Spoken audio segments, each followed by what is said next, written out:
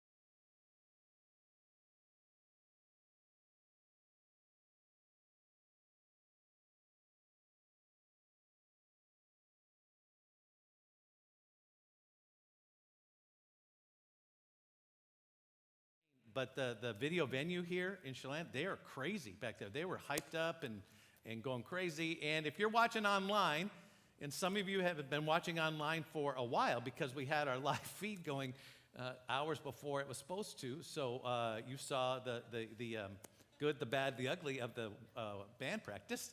I apologize. But if you're watching later in the week and you tuned in by accident or by choice, thanks so much for being here. We are in the third week of our Pina Colada series, and it's a relationship series for people with half a brain because we want it to apply to all relationships. So if you're married, this is the series for you. If you're engaged, we hope this will help you either stay engaged or get out. If you're just learning to date, great.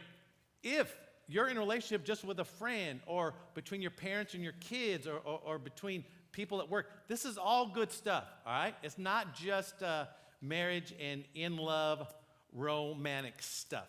So this is kind of where we're at. This guy in the 70s, Rupert Holmes, wrote a song about a couple that, here's my problem with the song is we listened to it in the 70s, and because it has this ending, we think, oh, what a cool love song it is. It's a horrible love song, okay? Because basically this guy is tired of his old lady. That's what we called our woman in the 70s, I guess. He was tired of his old lady, and they were stuck. So instead of fixing it or doing something about it or talking about it, they decided to go explore somewhere else. So he sees this personal ad that says this: if you like pina coladas and getting caught in the rain, if you're not into yoga, if you have half a brain, if you like making love at midnight, I'm not even up past 9:30, so I'm not. Maybe in the 70s they had. I'm not sure. But the worst line is in the dunes on the Cape. Who wants to go heeing and sheeing in the sand on the Cape? That you're just asking for some kind of irritation or a virus. Please, the ad says, I'm the love that you look for, so come with me and escape. Get away from your old lady, get away from your old man, and come with me. I found the perfect thing. So he says, wow, this sounds like somebody who has everything I've ever wanted. So he responds to the ad. And he says, yeah, I like pina coladas. I stay up past midnight. I'm an idiot that rolls around on the sand. Yeah, let's meet. So they decide to meet, and lo and behold, what happens? Oh, it's his old lovely lady. And she says, it's you. And what a happy moment that they took out a want ad to cheat on each other, and they found out their cheating partner was themselves. Horrible. It's a song about lack of communication. It's a song about unmet expectations. And we'll talk about this next week, but we think when we get into a relationship, whether it's romantic or not, and we kind of get stuck in a relationship, that's kind of when we give up because we're not getting what we wanted, so we just give up and think there's something better. Instead of digging in and working on the relationship you already got and make that better than what you ever thought it could be. So we're going to talk about that a little bit. And the line we're going to look at this morning is the getting caught in the rain. I don't know when that was cute. Maybe when I was dating Darlene. Been dating her since she was 15, I was 16, and maybe we'd be out on a date to the Sizzler in Nampa, Idaho. You get the Malibu chicken and all-you-can-eat salad bar. And maybe it was romantic, and then we'd go to the car, it'd be raining, and we're getting caught in the rain, and we're walking together. Maybe we dance our way to the car. I don't know. No one likes getting caught in the rain. Did you like getting caught in the rain this morning? Yeah, you got out of the car, it's raining, to walk in here, and you say, oh, this is I'm just going to stay out here. No one likes that. The problem is this. The getting caught in the rain, that's the so romantic part when you first start dating or in the first part of a relationship. All that stuff seems so great, but pretty soon that rain that seems so fun and fairy tale becomes a flood. And when you find yourself in a relationship flood where all the fun, fairy tale, getting caught in the rain stuff turns into a natural disaster in your relationship, you got a problem and you got to deal with it. Now, just so you know, if you're here this morning and you're in a relationship and it's bad, you're really struggling, whatever kind of relationship that is, you need to know that wherever you're listening to this, Chelan, Brewster Video Venue, or online, There are people just like you sitting around you who understand. There are some of us who have been in a bad relationship and it felt like the water was rising, we didn't know what to do, and we had to stop and get help. That's Darlene and I. There's lots of us who know what that looks like and what that feels like. So as we move ahead this morning, if you're like, oh man, I'm in a horrible, yeah, we understand. And you're not all alone. You need to understand, you're not all by yourself, all right? Well, there's a lot of us who understand. Have you noticed when you first get in a relationship, everything's great? Maybe when you first get married, everything's great. But then it turns like this into a series of tweets. If you look up marriage on the tweeter, this is what you find. Check out some of these tweets. See if you agree with them. Marriage is just texting each other, do we need anything from the grocery store? A bunch of times until one of you dies. The greatest thing and the worst thing that ever happened to husbands in a marriage was text messaging. Because if we don't have to grunt anymore. We can just type 2 words. So texting has not been good for communication in relationship. How about this? The fun part of marriage is arguing over who deserves to use the charger in the car. Prove it. Show me your percentage, right? Oh, I need the charger. No, I need the charger. Well, who has, yeah. If you're married, listen, this guy says, I didn't even know I was the loudest cereal eater in the world until I got married. Stuff that, when you're just dating, middle schoolers, listen to this. When you're just dating, hanging out with a loud chewer is so like, oh, that's so endearing. When you marry them, it's the worst, it's the most irritating sound in the world, all right? How about this one? Him, I'm feeling under the weather. When you're dating, she says, I'm so sorry, that stinks. When you're engaged, I will nurse you back to health with chicken soup and cuddles. When you're married, just sprays you with Lysol. Last one, guy says, no, I can't. I'm in big trouble with the wife. She asked me to pick up grated Parmesan, and I got shredded Parmesan. You are in the doghouse forever. Listen, in any relationship, conflict is inevitable. All right? Conflict is inevitable and essential. As much as we don't want to fight, and we don't like to fight, or maybe some of you do like a good fight, it really is essential in any relationship. Because when you battle for the relationship, you're going to bump into each other. There's going to be disagreement. There's going to be conflict. And how you deal with that is what is going to guarantee your relationship from being defeated or fruitful, being enjoyable and satisfying instead of exhausting. So that's what we want to work on a little bit this morning. Cloud and Townsend say this: a fight in a relationship is a vigorous way to solve the problem of two people disagreeing while wanting to remain connected. See, online, when some troll comes by your post and disagrees with you, you can just blast each other back and forth because you could care less if you're in a relationship with them, right? When you're out on the road and someone cuts in front of you and you give them the RealLife salute with one finger and because you have RealLife sticker on it. Thanks, you guys, for doing that, by the way.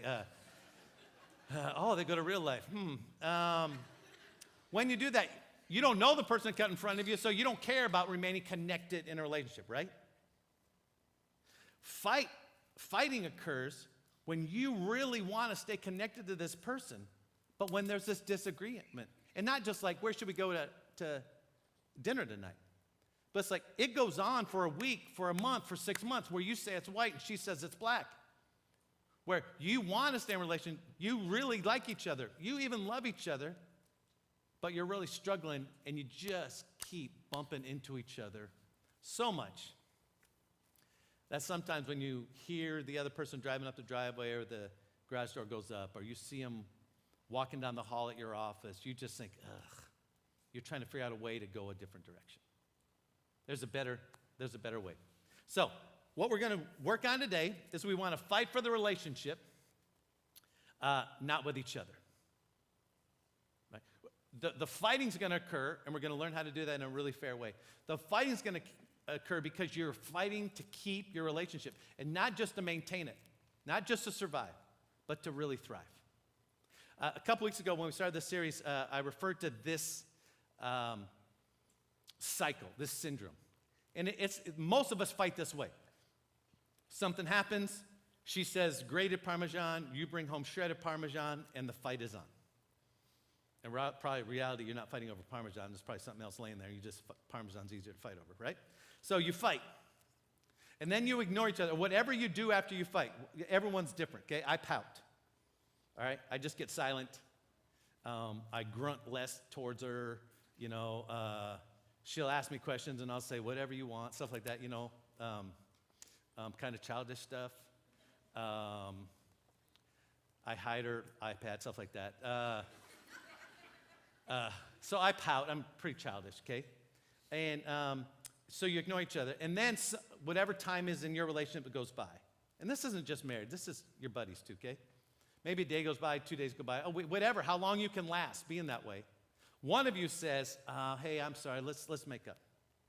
And then whatever, you know, if you're married, you're like, okay, I love you, you love me. Okay, great. I'm so glad we got over that fight. And then you just move on. And reality is, all you did was take the fight and put it in the basement of your relationship. You never dealt with it, right? And like we said a series ago, is when you take that stuff that's bothering your relationship, those demons are that stuff that gets at you, and you ignore them. They don't go away. They go into the basement of your soul, and they start lifting weights. And you think, oh, everything's fine in my relationship. We made up.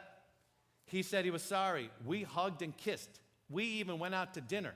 So we're good. No, you're not. Because it's inevitable that when you avoided that conflict and that fight, that you took that stuff and you just buried it down here, and now it's beginning to grow, and look out because you got some big-time stuff coming. If you thought that was a fight, wait till all your previous fight gang up into one, and boosh, it comes out of nowhere. So we want to avoid that. Many years ago, when you get old, you just say like 10 or 15 years ago, but it was 10 or 15 years ago or more. You know what? It was probably a little bit more. I was back in Iowa, and I went out there because my stepsister Angie was getting married. So we show up, Darlene and I, and my brother is out there, and so we show up, and right before we get to Cedar Falls, Iowa, the rains came down. And in Cedar Falls, the Cedar River overflows its banks quite often. Well, this was one of those big-time, once-in-a-100-year type of floods, and it didn't just overflood its banks outside the town. It overflooded, and it came in the town. And my stepdad, Marv, God rest his soul, my stepdad, Marv, owned a couple rental houses by the University of Northern Iowa that he rented to college kids. So we get there, and I have no idea what's going on. We get there, and they pick us up at the airport, and everything's fine, and, you know, hey, you know, and then Marv says, yeah, by the way, guys, tomorrow I'm going to need some help on with the rentals. We're like, no problem, Marv. You let us know what you need. What happened? They got flooded out. And the rain came in and went into the basement of this one rental, and the water was 3-4 feet high downstairs. And we get there, and it's subsided, but there's probably 6 inches or so water in the basement. And I don't know if you know this about me or not, but my brother and I weren't really raised blue-collar workers, you know what I'm saying? When Marv says, we need a shop vac, we need a crowbar, we're going to have to take out this sheetrock and I'll rip up this carpet. My brother and I are like, who are we hiring to do that, Marv? And he made it clear that it would be my brother and I. It was horrible. And here's the worst thing. The Iowa humidity was upon us as well. So we couldn't tell if we were soaked in our own stew or the stew that was the flood. The highlight was, there was 2 highlights. I talked to my brother this week to help me remember this incident. The highlight was when I said, hey, dude, you got a leech on you. And my brother had this leech on him. It was funny. Also, another time was when I'm ripping out the carpet, and he said, hey, dude, I think that's a used condom floating by you. I said, oh, I love Iowa. It was horrible, you guys. We ripped out all the carpet, and it took us forever. And then we had to take out the sheetrock, you know. The water had come up, and take out the sheetrock at least 4 feet up. So it could all be, we had to put everything out on the sidewalk because everything was flooded down there as well. Listen, when you have a flood, you just can't leave it, right? There's no reason to tear down the house. Because, like Maren Morris says, if the bones are good, the rest of the house is still standing, right? In your relationship, when you have bad times come and you hit a flood, I mean, there is stuff coming at you and you're really struggling. You don't have to give up the relationship. You just have to tend to the aftermath. It's not the water that is the problem. It's the damage that the water leaves afterwards. You know what I'm saying? If you don't, this message is going nowhere. Because if you don't tend to the water, if you don't tend to the relationship mold, you're in for a big time problem. Because it's not the water, it's the mold. And listen, you can get on that Fixer Upper show. Who are those people? The Gaines. Well, who are they? I don't know. It has something to do with, it's Joanna and Chip, right? It just came to me as if a demon was on my shoulder. They're the shiplap gods, right? Everything's shiplap and everything's fancy and everything's more expensive than what I can afford. So you can go to a flooded basement, you can shiplap over the whole thing, right? You can paint over everything. And you're like, look, everything's fine. And it's just a matter of time before the mold starts to grow and the entire basement is infested. No one can be in it. So you got to tend to your mold. The New Testament's right on this. When Paul, who was a church planner and speaker and writer, when he addressed people's relationships, when he was trying to say, listen, we got all these teachings of Jesus, we got to live them out. He said, in order for you to survive relationships, especially relationships with two human beings that are going to fight and have problems, you have to start first by getting rid of the mold. You can't just talk about love and happiness and moving on and future goals if you don't deal with the stuff in your basement. And Paul says, get rid of all bitterness, rage, anger, brawling, slander, along with every form of malice. And in many different places throughout the New Testament in Paul's writings, he says, listen, these are things you have to get rid of.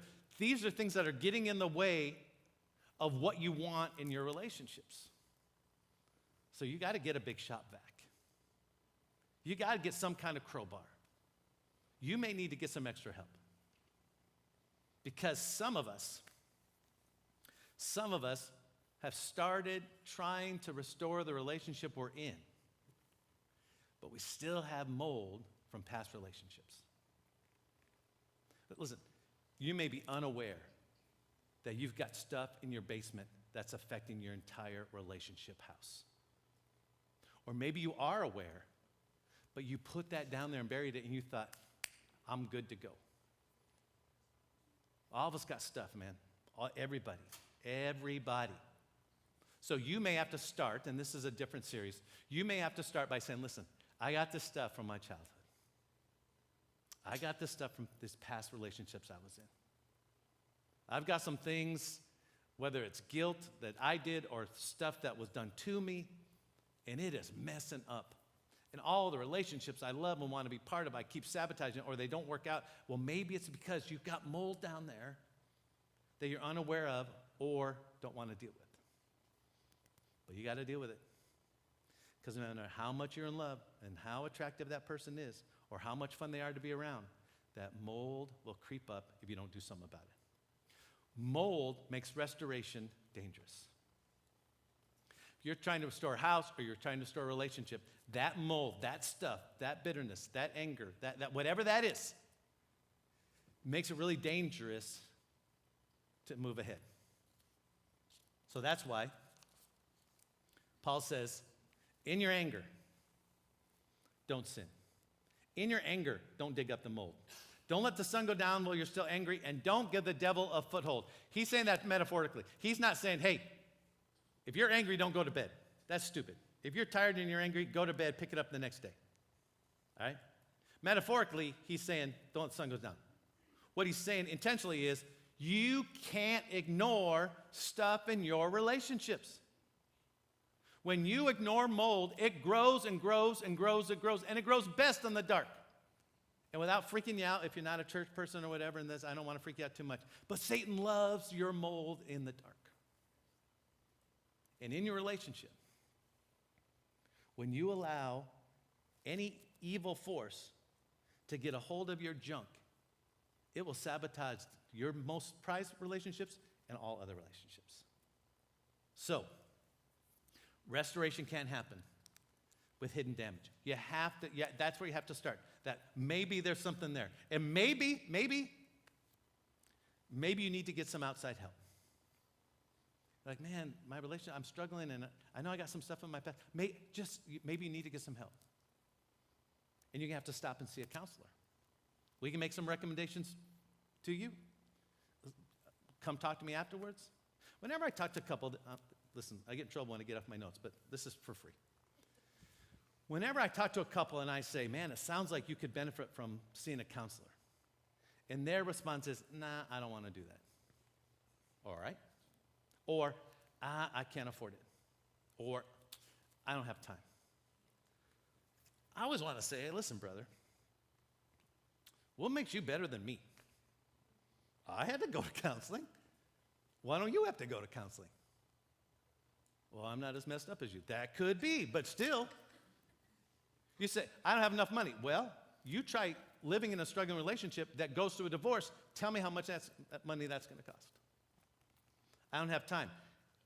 You go through a struggling relationship that ends in some kind of separation. I'll tell you, your time is going to be divided all over the place. But I'm not trying to be judgy or harsh or whatever. I'm saying there's hope and help. And you're going to have to do something extreme to remove some of your mold, and that may be having to sit down with a counselor. If you're like, man, Kyle, I'll just sit down with you. Well, that will be fine. I'll meet with you once, we'll have coffee, and I'll send you to a counselor. Because you don't want me. Here's my counseling. Stop it, grow up. Next. So impatient.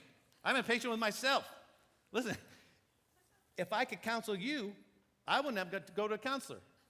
And I had to pay for my counselor, so I'm not going to give you what I learned for free. So get your own counselor, all right? That was harsh. It was off my notes. That's why I get in trouble, and I'm sure my wife is shaking her head at me. All right, so here's what I do in the last few minutes. Here's what I want to do. I'm going to give you some steps of how to fight fair. All right? Because you're going to fight, and it's okay. There's going to be conflict.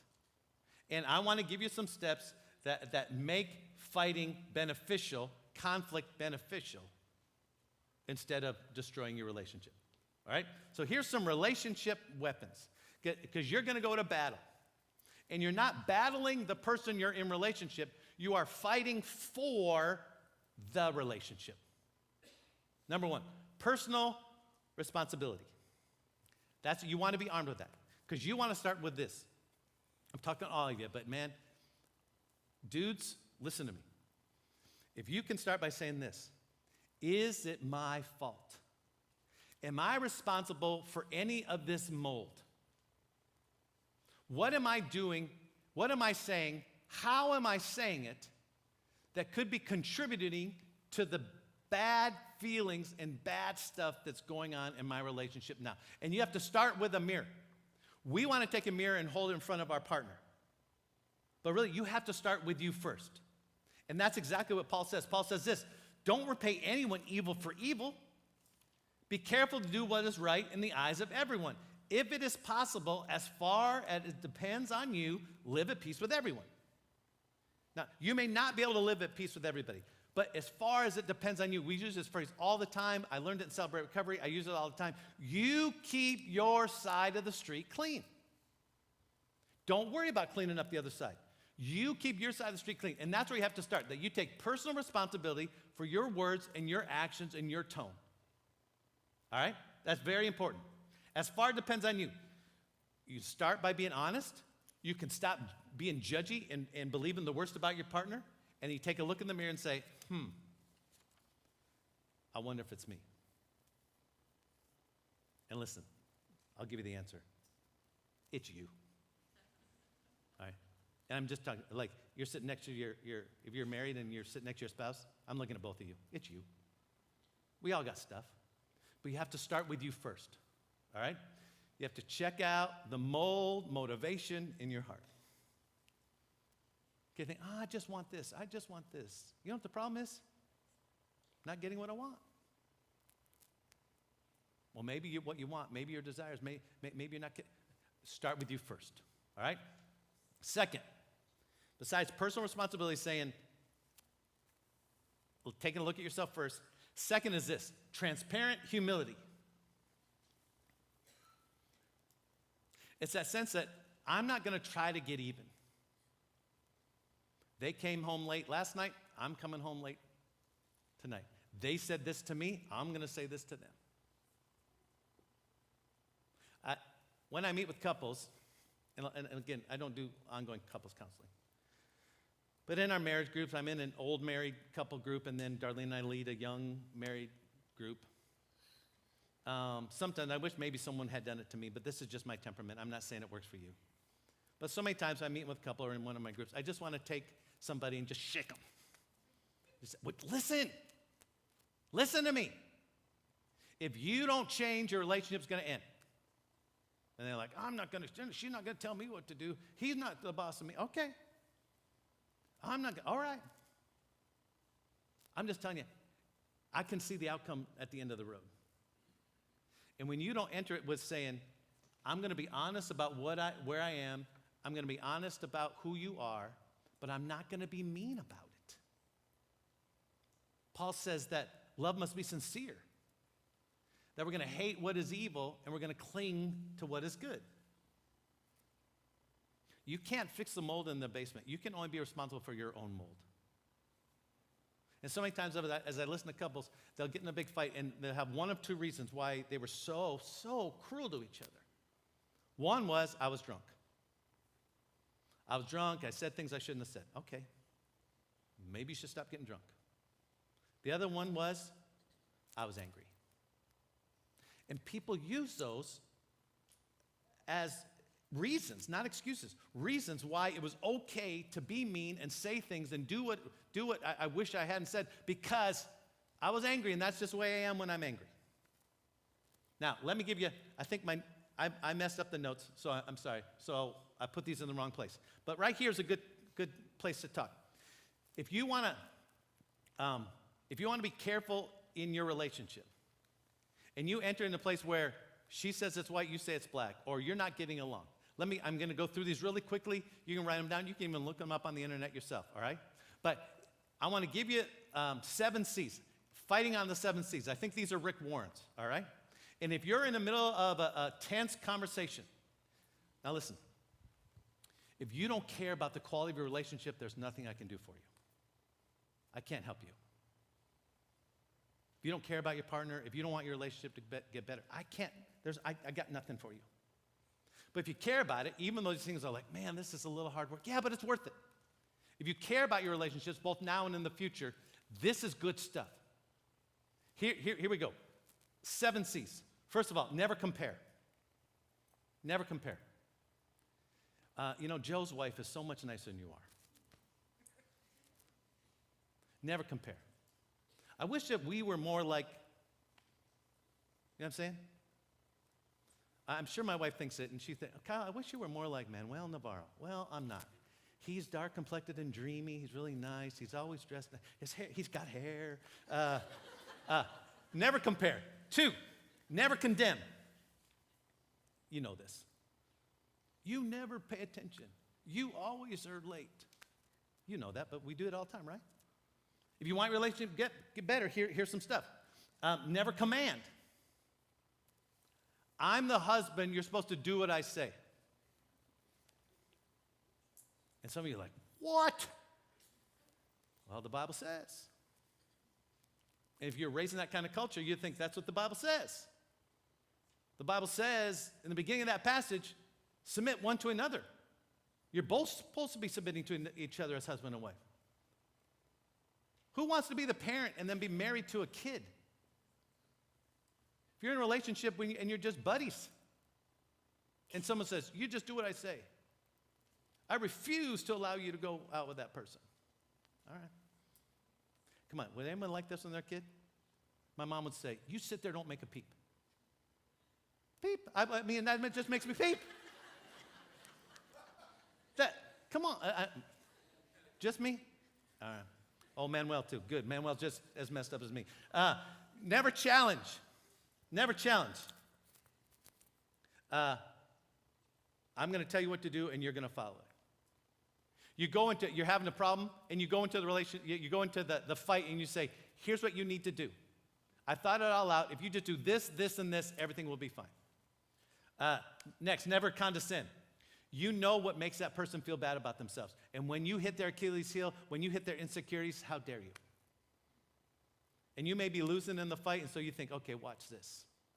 I'll just make them feel bad about themselves. Never contradict. You needlessly correct some person. Listen, if you, from Dr. Phil to Oprah to anybody you listen to, if while you're in the middle of a tense argument, you repeat back what you just heard. You know what I'm saying? Like, it sounds to me like when I take off in the car before you have both feet inside, it makes you feel like I don't care about your safety. Okay, I understand that. I get that. And finally, never confuse. Argue about one thing at a time. All right? You're arguing about why she's always late. And then she says, yeah, when we first got married, you never mowed the yard. But we do that all the time, right? Just stay on that subject. If something else comes up, say, hey, that's a great thing to argue about. Let's write it down, and we'll take that on later. All right, so personal responsibility, transparent humility, generous grace. Generous grace. Paul says, if your enemy's hungry, feed him. If your enemy's thirsty, give him something to drink. In doing this, you'll heap burning coals on his head. If your enemy needs something, meet their need. You're not married to your enemy. So even the worst person in the world, you have the capacity to be generous and grace-like towards them. Wouldn't it be more important for you to go the extra mile and not always get your own way and not always have to have the last word for the person you're in relationship with? I'm telling you guys, if you would step back and stop wanting to get everything you want, if you would check your selfish meter and step back, you would find that you will get more than you ever wanted in your relationship if you stop trying to get everything you want. So you say, okay, when do we talk about the problem? In the middle of a conflict. And we'll come back to this, probably next week. I'm running out of time. If you approach it like this, in situation X, when you do Y, I feel Z. In situation X, when you do Y, I feel Z. All right? When you say, when you were on the road all last week, situation X, and you don't call home and tell me what's going on, when you do Y, I feel like you don't love me and makes me feel insecure. That's tough to have an argument about, you guys, because you're just being honest with the situation. This happened. In this situation, when you did this, it made me feel this. That's a great approach. Finally, we'll come back to that next week. Finally, enduring grit. Grit's one of those words, it doesn't get used enough. Grit is that I'm not giving up no matter what. And listen, I'm not talking about abusive situation or anything like that. All right? Don't make this what it's not. But when a relationship's hard, whether you're best buddies or you're married or you're dating or somebody at work, we lack a certain amount of grit that says, I'm not giving up. This is super hard. Okay, I'm not giving up. In fact, because I made a commitment to you or because I care about you, I'm going to dig in even harder. I'm not giving up. Paul says, don't be overcome by evil, but overcome evil with good. The stuff in your basement that's just yelling out to you to leave, to run, to get away, to escape. The culture around you that says you should always be happy. It makes you want to give up. It makes you want to always seek the easiest way, and the easiest way is never the best way. The evil around you, you have every capacity to not have to give into it. So, we got some next steps. We always give some next steps, and these are very specific today. We always give next steps that are on the blue card. You can fill out the blue card if you have a question, comment, whatever. We pray for you if you have a prayer request. Let me give you a couple next steps. Number one, choose a weapon to focus on. Okay? As you think about your relationship, and maybe you're just going along swimmingly, everything's great for you. Blessings on you, and I'm not making fun of you. All right? For the most part, Darlene and I hang in there pretty well right now. She gets off track, and I correct her, and we're fine. Then we keep moving, all right? Everyone's shaking their head like, no, we do pretty well. And we bump into each other, and we think, and we handle it pretty well lately, all right? But what weapon would you use? Personal responsibility, humility, grace, grit. What's the one thing that you think, I'm going to grab onto that, and I'm going to work on it regardless of the person I'm in relationship with, regardless of what they do? Right? 2, this one I'm very excited about. Join a Pina Colada group. At the end of this series, beginning of the 1st of March, we're going to start a bunch of married groups. All right? Sorry, they're only for married people. I'm sorry. And we're just going to spend 6 weeks all on the same curriculum, all on the same topic of communication and how to do that and connect better through communication. And those are going to start in the middle of March. We're going to want you to sign up the first Sunday in March. You can sign up for them. We are hoping to have 6 or 7 groups with 7 to 8 groups in them. And you'll sign up. We'll group you together. We'll make sure you're with people you like, and we got leaders and everything. We're very excited. Because to talk about great relationships and not giving you a way to work on those would be really unkind.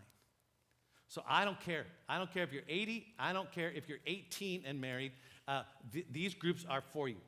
Because what it does is it's highlight the stuff that you're not doing well, but it then gives you the tools to help do it better. And when you're with other people who are all striving and struggling and moving forward together, there's a great strength and motivation there. So I want you to be aware of those.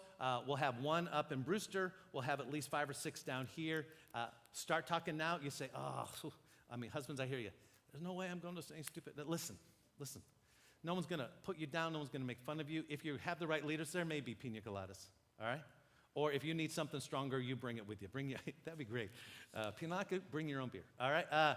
Listen, we're not looking to pick on any spouse. We're not looking to beat up the husband or put down the wife. We're looking for everybody to take steps forward in their relationships. It would be good this week and the next week if you talked about that, because listen, it's only 6 weeks.